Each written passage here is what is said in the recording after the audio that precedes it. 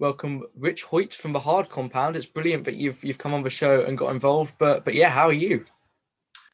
I'm okay. Obviously, it's been a bit of a strange year for all of us Yeah, with COVID and not being able to go to tracks and whatnot. But I've been lucky enough to be able to work from home for the first lockdown and keep working through the second part of lockdown. The only thing annoying is the haircut. So yeah, I haven't had a trim yet, but yeah, I'm okay. Obviously, there's been people that have lost loved ones, and obviously, huge, the hugest condolences out to anyone who is in that situation, and also huge thanks to the to all the key workers, whether it's NHS, truck drivers, delivery agents, whoever you might be. So yeah, we're coming to the end of it. So without those people, we certainly wouldn't be nearing the end of it. yeah. Absolutely. We've got plenty to look forward to and brighter times ahead. Yeah, absolutely. Obviously, there's been a bit of a delay with certainly the BTCC just putting their season back, and just like reshuffling a few things. But if it gives us all a chance to get back trackside and where we all want to be, then I'm all for it. Yeah, exactly. And I presume you've been a fan of motorsport for a while as well.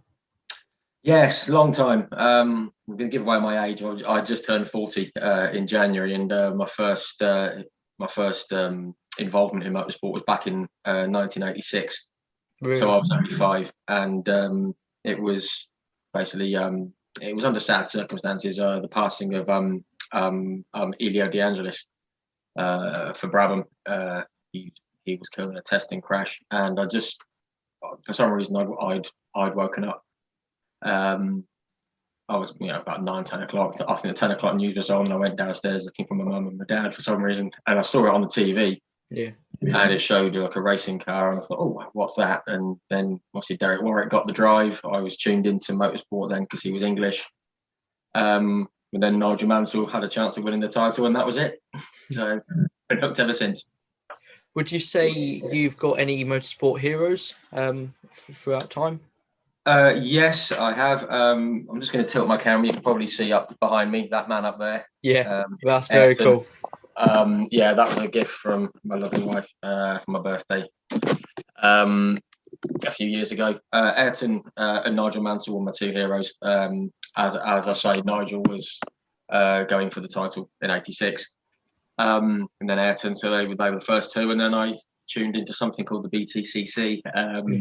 They were supporting F1.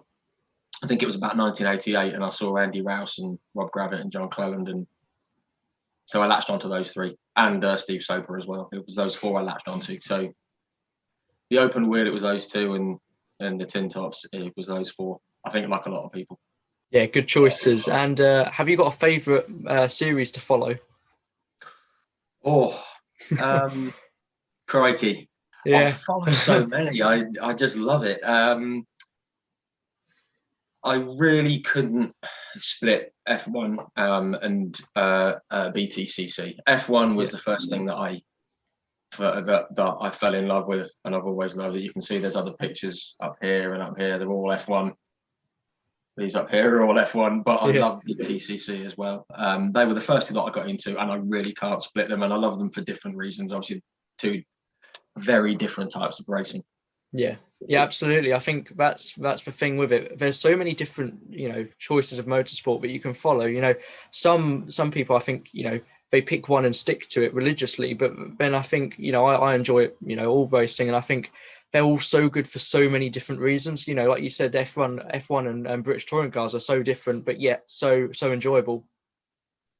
Yeah, certainly. I think it all depends on what kind of thing you're looking for from your racing. Everyone loves, I've always found that people who like the BTCC also seem to like the British Superbikes or World Superbikes, any kind of bike racing, because it's just nip and tuck. It's perhaps not elbows out on the bikes. That would be a bit iffy, but it's always close, chopping and changing and whizzing past, and it's just right at the green light, get out and go. Whereas F1, it's more strategy based, and it's the pinnacle of motorsport and engineering, which sadly sometimes makes it boring when someone like someone like Mercedes just absolutely nail it. Yeah. But then Red Bull did it before, as did McLaren and Williams and Lotus, going way, way back. So that's always been the way. But yeah, lots of things to enjoy. Yeah, absolutely. So you obviously run the hard compound. Now, where did that start? I like to think it started back in '86, but basically when I was younger, much younger than I am now, I think it must have been. I remember it was when Nigel Mansell joined Ferrari. I started watching the highlights of races, or the full races, with my dad, and I used to write little race reports, just because why not? I was 9 years old and something to do. It was my hobby. And when we moved house a couple of years ago, I found them. And I thought, oh my God, look at these. How sad is this? That's so cool. And to my surprise, my wife actually just said, oh, that's kind of cool. Yeah. You should start doing them in some capacity. And I just thought, well, yeah, I could do it. And then I thought, actually, I don't know of many pages online that cover everything. You've got like the guys at British Touring Car Chat and the Jeff Army, who are brilliant with the touring cars, and others. You've got like B Velocity. They do all about ladies in motorsport in all kinds of capacities. And you've got the F1 pages and the IndyCar and the NASCAR and the bikes and everything else. And I just thought, well, I like it all. So if I just jam it all together and start a page, and if people want to tune in and share my nerdness of motorsport, then great. If not, then fine. And it just seems to have sort of gone like that. It's gone, and people seem to be liking it, and it's got a bit bigger than I thought. But it was just a little idea that I had for something to do as a hobby, and it's taken off quite nicely. Yeah, absolutely. Was there, when you first started doing it, was there like a specific aim you wanted to get to, or like you say, I presume just something to do, and yeah, it's really taken off. So well done. No, well, yeah, thank you. As I said, it was just something that I just fancied doing, just to keep me sort of ticking over in my spare time. And I started writing some blogs and whatnot about races, doing race reports, which is actually on the website, but I've not actually touched that for about a year or so, and I am going to start that back up, because I've obviously been focusing on the Facebook, Instagram, and Twitter, because it's just a bit easier. Yeah. And I just thought, well, if I can just get a few people following and have a few people starting some discussions, and that's all I wanted to do. But it sort of turned out that obviously in lockdown I started doing the live interviews, much like we're doing here, just because why not? And then like young drivers and riders and their parents said, oh, can you do a bit of promo for my boy or for my girl? I was like, yeah, fine, no problem. So I ended up, and it's just sort of gone from there, really. People seem to have liked it, so I just kept going with it, and it seems to be going okay. Yeah, exactly. You do lots of different things about hard compound, but have you got like a favorite aspect of it? You mentioned the driver interviews there a second ago, and obviously different race reports, and obviously lots on social media as well.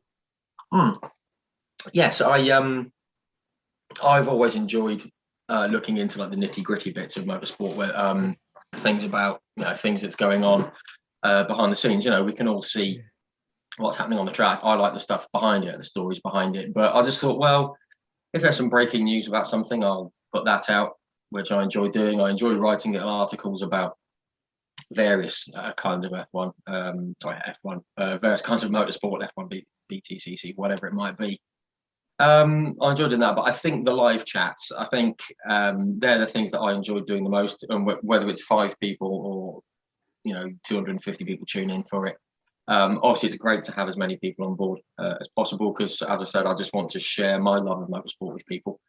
And it's basically just people that I kind of want to talk to, and other people seem to want to hear from as well. So I think I enjoy those the most, because, I don't mean to name drop, but I've spoken to, I never thought I'd be speaking to people like Mario Andretti and Ari Leyendyk, and, I mentioned like Derek Warwick.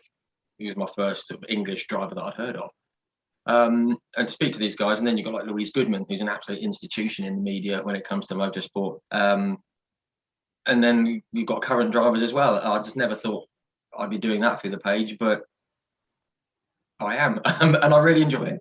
So yeah, absolutely. You know, they kept plenty of us entertaining in lockdown. But have you had a favourite person to speak to on one of these live Q&As?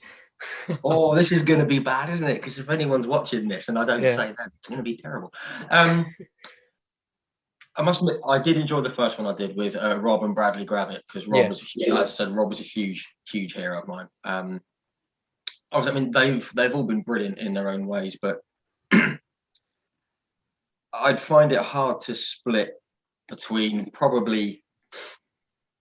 I must admit, Rick Parfitt was a good laugh. He's a good guy. He's a great guy. But I think just in terms of being able to speak to these people, I think I did consecutive weeks. I spoke to Mario Andretti and I spoke to Dick Bennett. Yeah. Two, absolutely huge names. Dick was instrumental in this guy's career, and like Mika Hakkinen, and he's just launched so many amazing careers, and he's done amazing things at the BTCC. So I think, Mario and Dick would be the two, closely followed by I think Derek Warwick and Tom Coronel. Brilliant.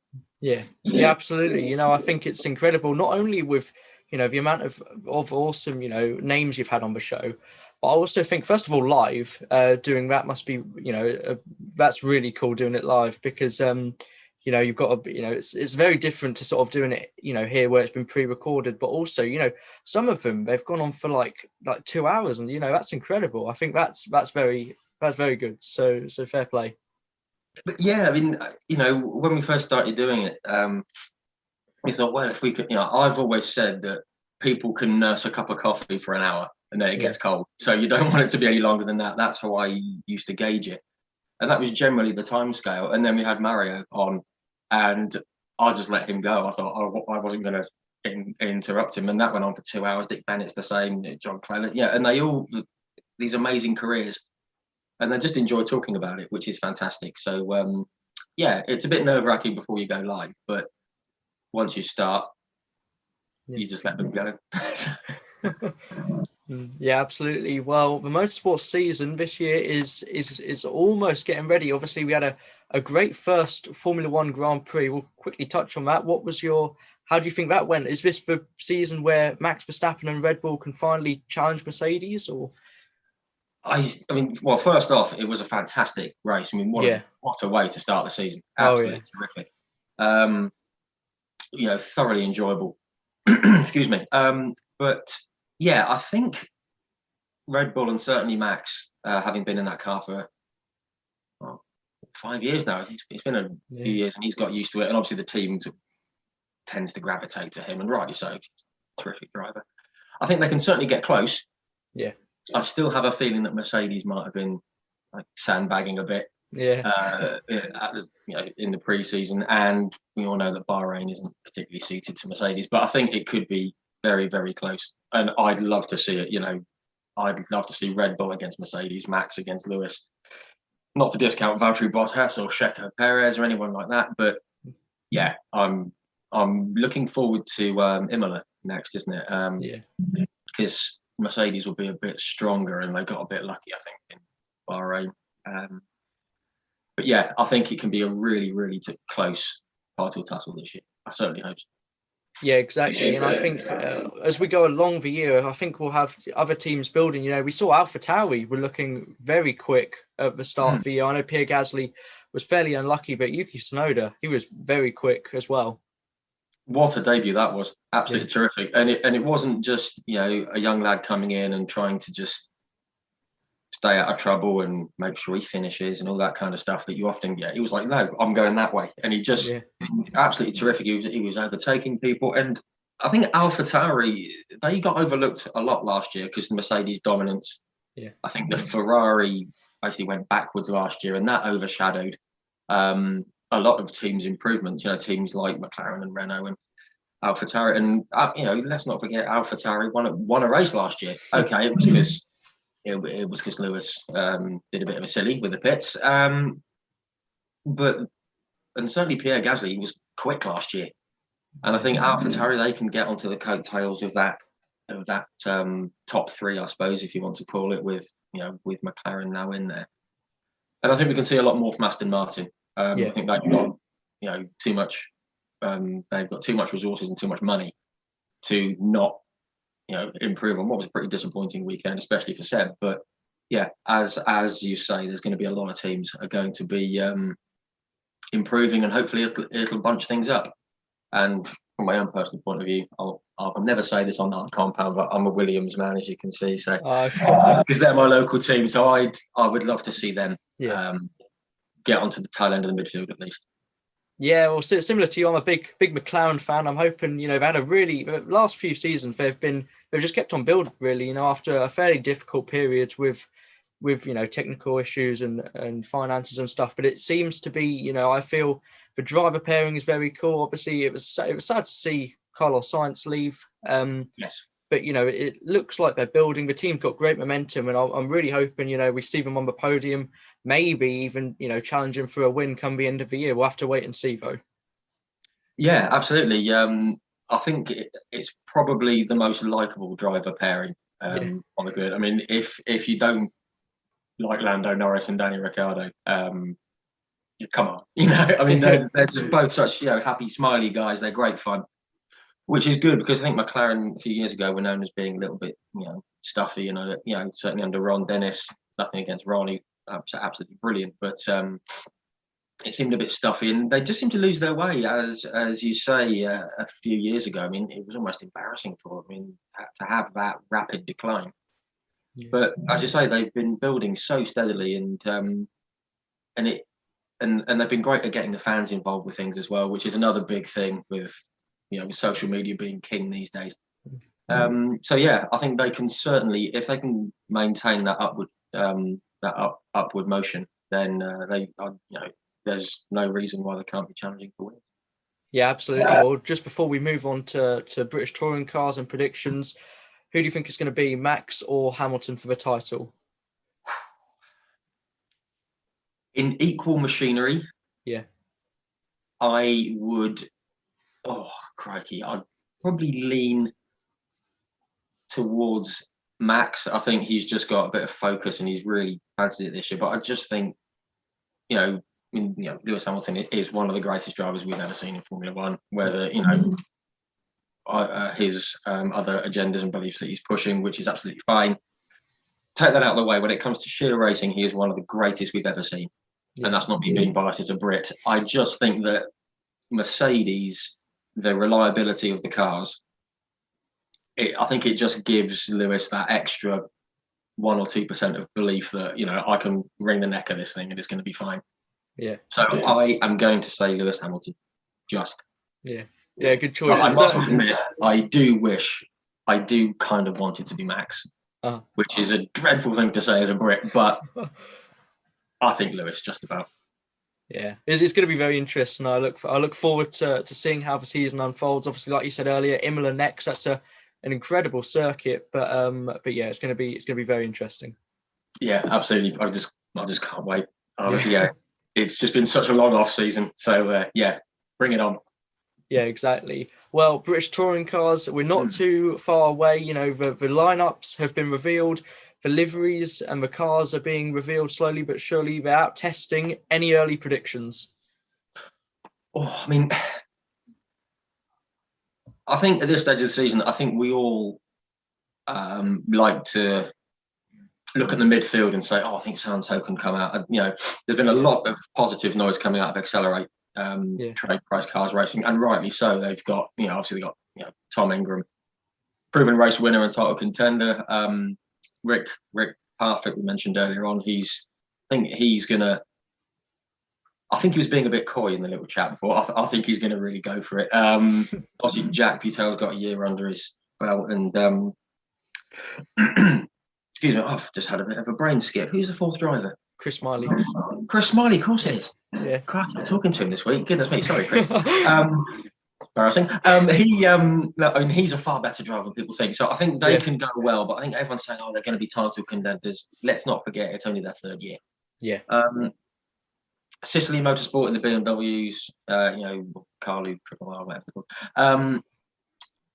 I think that's one for next year. I think Yeah. once they've been bedded in for this year, especially with Tom Chilton there, Tom Chilton, Adam Morgan, two solid drivers. Team Hard, new cars with Cupras. That's going to be brilliant to see how they get on. Stephen Jelly and Tom Oliphant. I think they're going to be right on Colin Turkington's bumper this year. Yeah. You can't ignore Rash Sutton. BTC Racing have got an incredibly likable lineup. With Creasy and Jade and Josh. I mean, you can make a case at this stage for anyone because we don't know enough. I mean, let's not forget Power Max Racing. They were brilliant last year, bringing drivers in, and the year before they were just getting to grips with the Astro. It was just going really well. It was, with Jason Plato. But I mean, it's hard to look beyond Colin and Ash, isn't it? I mean, two completely different styles of driving, but they both work and they're both terrific to watch. Again, hard to split, but yeah, we'll see. It's hard to see beyond those two. Obviously, we don't know what's happening with Team Dynamics now. They're back as independent. So, Ash or Colin? Yeah, it's gonna be interesting. I just can't split it. I honestly can't. But I do think the other West Surrey Racing guys are going to be strong this year. Third year in the car, I think, for Tom. Yeah, very strong. Yeah, and also it helps being back up to 3 cars now. So if they do need to help out in any sort of way, that's always good. We've had lots of driver shuffles as well. It seems over the off season. I know we've had lots of new people or returning drivers after a couple of years out. I think that's very interesting, and it'll be interesting to see the British touring cars like most motorsport championships are constantly moving forward, even in these tough times. Team Hard are bringing in new cars. We've had new cars over the past few seasons, so it'll be interesting to see how these returning drivers will get on after a few years out in different championships. Yeah, certainly.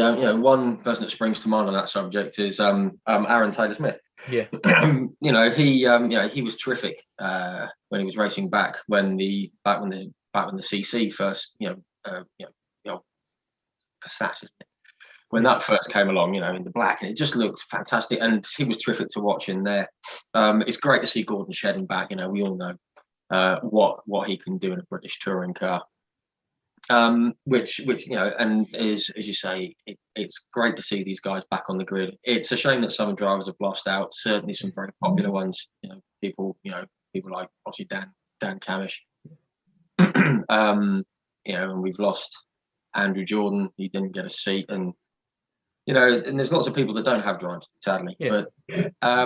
But yeah, as you say, to have these drivers coming back into the series, and to see teams investing in new cars, it means they've obviously, it was a tough year last year, but to see them investing in new cars, obviously Team Hard, as you say, they've got the 4 new Cupras which look awesome. They look brilliant. Nick Hamilton's car, especially, I think his livery looks fantastic. So yeah, very smart. I mean, it's nice and clean and black and white, just like Dan Rowbottom's one there, just over your shoulder. Yeah. Which was one that I liked. And also they've got the laser guys on board, and they're running a 3rd car. Yeah.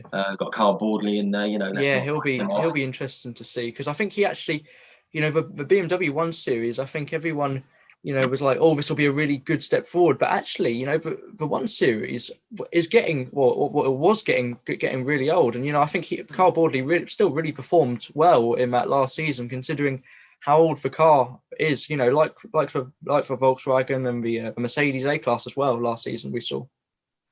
Yeah, cars that were coming to the end of their shelf life, and we saw Adam Morgan take a win in the Mercedes that you that you mentioned up at Alton Park, which is great for them. It's their local circuit.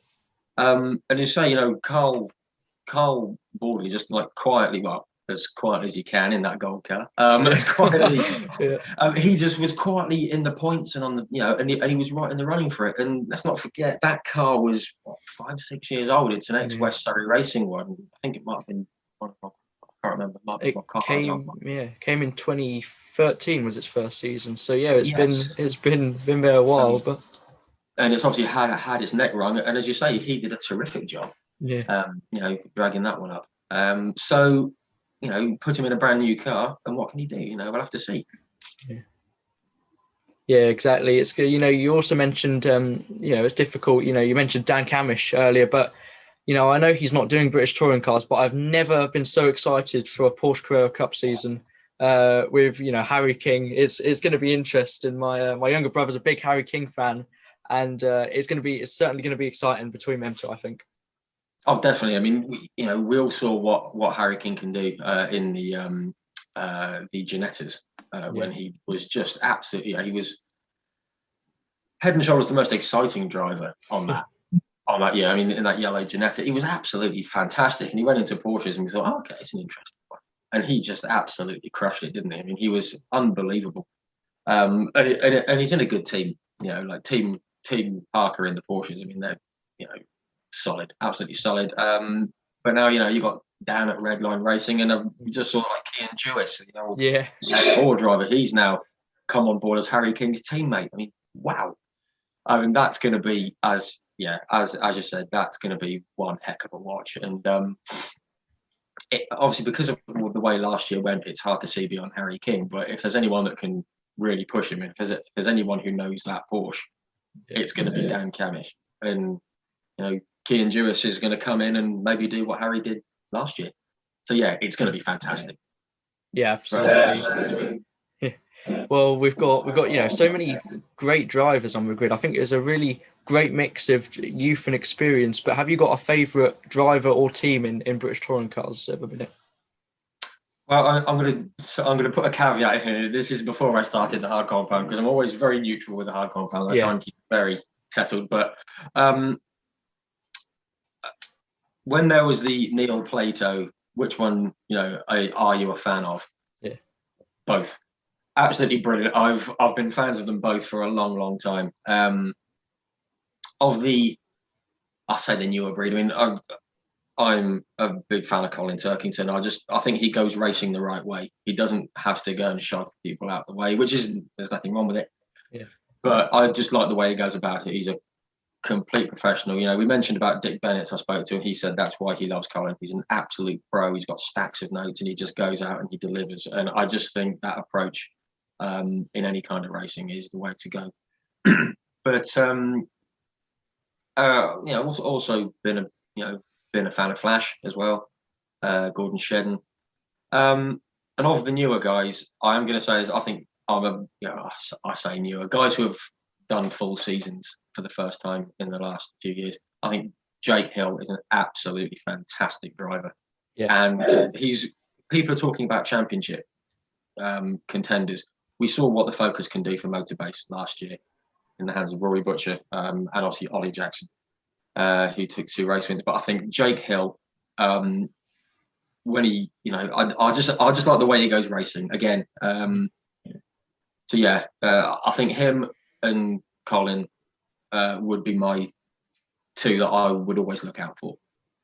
Yeah, absolutely. It's certainly going to be interesting because we spoke about people like Colin and Ashley and Gordon Shedden, but it's very interesting thinking about drivers like Jake Hill, like you mentioned, people like Sam Osborne as well, that have had a few years in older machinery and now jumping into these brand new cars. I think it's going to be very interesting. Jake Hill got that amazing.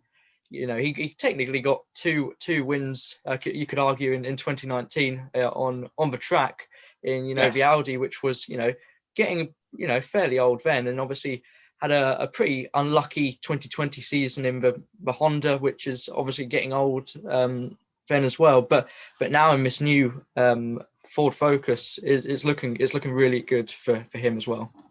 Yeah, definitely. I think about actually said previously that Sam Osborne is my tip for the Jack Sears. I think he is he's a far better driver than his previous results will have alluded to. But as you say, I think the age of the cars has been a big factor in all those guys that we've mentioned. I was at Knock Hill when Jake won, and it felt like that if Rory Butcher couldn't win up there was no more popular winner in Jake, just because of the car he was in. Yeah. No disrespect to the guys at Trade Price Cars at the time, or to Mark Blundell, or to anyone who was involved in that team, but he was getting way more out of that car than he had any right to. And I think that is, that's why Mark Blundell was so keen to keep him when he set up MB Motorsport. And as you say, that new focus for him and for Ollie Jackson, who also showed what he can do last year, finally. I